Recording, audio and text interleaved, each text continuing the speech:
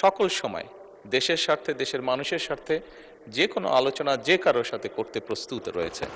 আমরা আশা করি এই সংসদ জাতীয় সকল সমস্যা সমাধানের কেন্দ্রবিন্দু হবে ইনশাআল্লাহ। মাননীয় সকল সংসদ সদস্যবৃন্দ, গতকাল বিরোধী দলীয় নেতা একটি প্রস্তাব উপস্থাপন করেছিলেন দেশের চলমান পরিস্থিতি নিয়ে।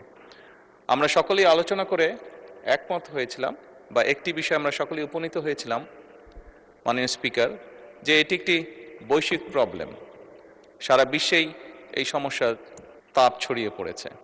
মাননীয় বিরোধী দলীয় নেতা ওনার বক্তব্যে বাংলাদেশের এটি যে কনসার্ন সেটি এক্সপ্রেস করেছিলেন উনি।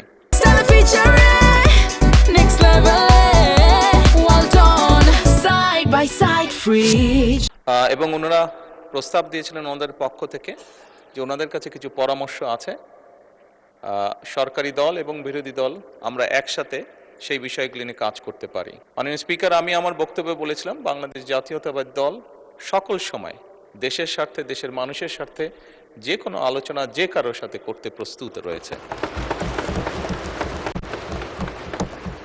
তারই প্রেক্ষাপটে মাননীয় স্পিকার, আমরা সিদ্ধান্ত গ্রহণ করেছি যে আমরা আমাদের পক্ষ থেকে 5 সদস্যের একটি কমিটি গঠন করছি।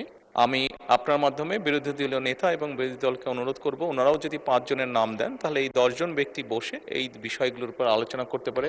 কোনো পরামর্শ থাকলে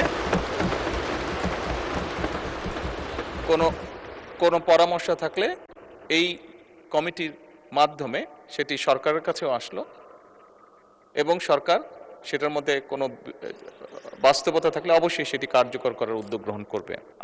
আমি মাননীয় স্পিকার আপনার সামনেই নামগুলো এখন উপস্থাপন করতে চাচ্ছি আমাদের পক্ষ থেকে এখানে মাননীয় জ্বালানি মন্ত্রী জনাব ইকবাল মোহাম্মদ টুকু, প্রতিমন্ত্রী জনাব অমিত, এবং মাননীয় সংসদ সদস্য এবি আশরাফ উদ্দিন নিজাম, লক্ষ্মীপুর 4, মঈনুল ইসলাম খান শান্ত, মানিকগঞ্জ 2, মিয়া নুরুদ্দিন অপু, শরীয়তপুর 3।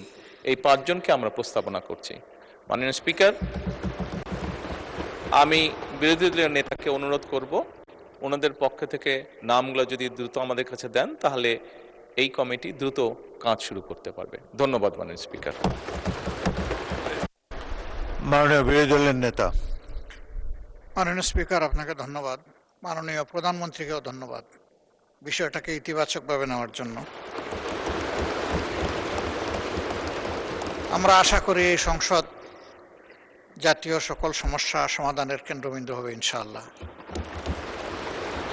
এবং আমরা মনে করি এই সংসদের জন্য এটি একটি নবযাত্রা। এটাকে আমি সাধুবাদ জানাই এবং আমরা শীঘ্রই ইনশাআল্লাহ নামগুলা পেশ করব। ধন্যবাদ সবাইকে। মাননীয় সংসদ নেতা, কমিটির একজন সভাপতি